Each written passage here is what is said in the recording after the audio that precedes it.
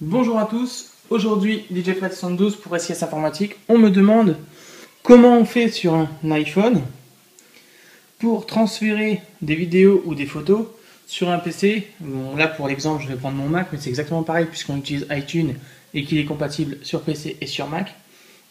Donc je vais montrer pour mon iPhone. Je le branche en USB sur l'ordinateur en question. Donc il est reconnu. iTunes se lance s'il n'est pas lancé et il va déjà commencer par synchroniser les nouvelles données qu'il y a dans l'iPhone, donc les photos que vous avez prises entre temps, etc. Et là vous avez un onglet iPhone. Cet onglet qui est apparu justement, c'est l'onglet qui vous dit tout ce qui se passe dans votre téléphone.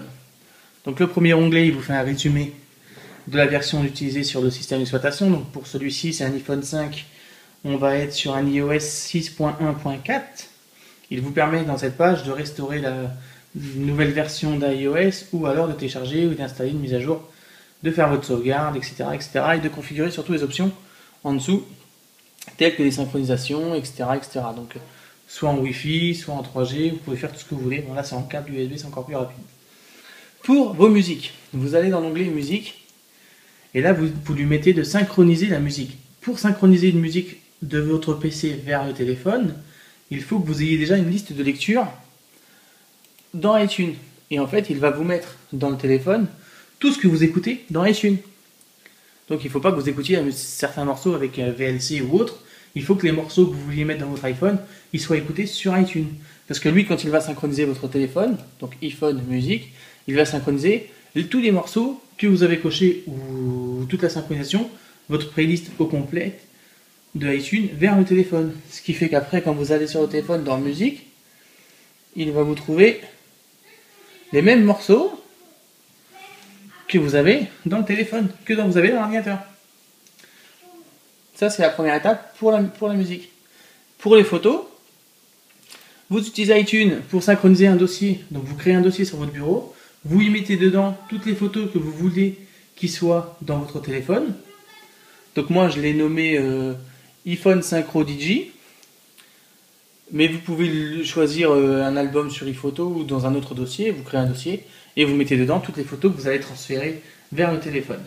A savoir que ce dossier, une fois sélectionné, vous pouvez aussi lui inclure toutes les vidéos qu'il y a dedans. Forcément, il va les prendre si elles sont au format compatible avec l'iPhone. Si c'est de l'AVI, il va les prendre mais ne les lira pas. Vous ne les mettrez carrément pas dans votre iPhone. Mais pour ça, il faut cocher inclure les vidéos. Vous pouvez cocher dossier sélectionné, vous sélectionnez vous-même les dossiers que vous voulez en photo et en vidéo.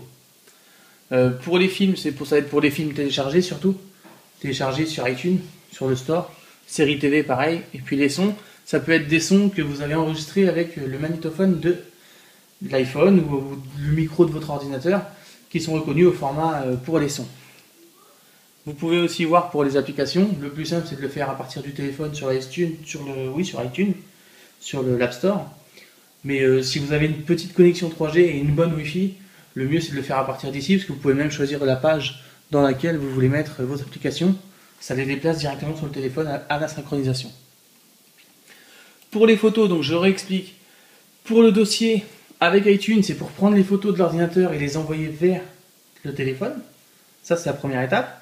Une fois que vous avez vos nouvelles photos dans le dossier, vous cliquez en bas ici sur synchroniser. Et c'est à la synchronisation qu'il vous rajoute dans le téléphone les chansons, les photos, les films, etc., etc.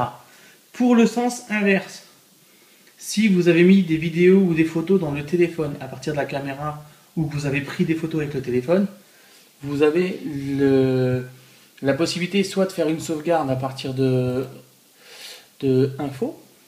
Donc là, il vous propose de sauvegarder vos contacts, vos calendriers, vos comptes mail.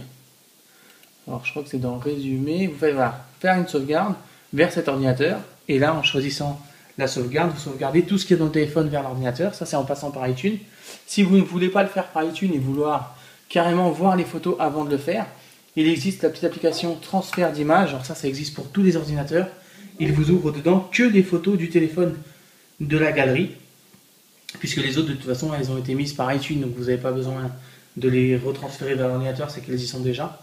Donc celles que vous avez prises avec le téléphone, que ce soit des imprimés écran ou des photos carrément prises avec l'appareil en mode photo, À partir d'ici, vous prenez une photo quelconque. Donc, je vais prendre le dernier imprimé écran que j'ai fait aujourd'hui. Vous le glissez sur votre bureau, que vous soyez Windows ou Mac, vous lâchez, la photo est arrivée sur le bureau. C'est aussi simple que ça. Il n'y a pas 36 solutions. C'est la plus simple. Vous avez la photo sur votre ordinateur. Donc vous pouvez faire exactement pareil avec un iPhone sur un PC que sur un Mac. Pour répondre à la petite question de ce matin, le Bluetooth sur l'iPhone ne sert pas du tout à transférer des données. Sur iPhone, il sert à utiliser la télécommande, enfin le téléphone comme télécommande pour un Mac, ou pour envoyer des données vers Apple TV, ou pour partager un affichage, comme je faisais sur l'Apple TV. Si vous avez été voir ma vidéo, vous pouvez partager l'affichage de Apple TV en replay sur le AirPort, donc la Wi-Fi ou la Bluetooth. Et il ne sert pas du tout à transférer des photos. Pour utiliser des photos pour se les envoyer, pas 36 solutions, c'est simple. Tac. Vous prenez une photo quelconque, je prends un ordinateur, envoyer vers, vous avez message, mail et toutes ces options. Vous pouvez les envoyer à un contact, vous pouvez les enregistrer dans le flux en fond d'écran, les copier, les imprimer ou les envoyer par mail ou par SMS. Mais vous ne pouvez pas les envoyer en Bluetooth. Sur iPhone, ça ne sert pas à ça. Donc voilà pour la petite vidéo. Si vous n'avez pas compris, n'hésitez pas à poser des questions dans le tuto juste en bas, commentaire. Et puis sinon, commentez, likez la vidéo et partagez-la. Merci.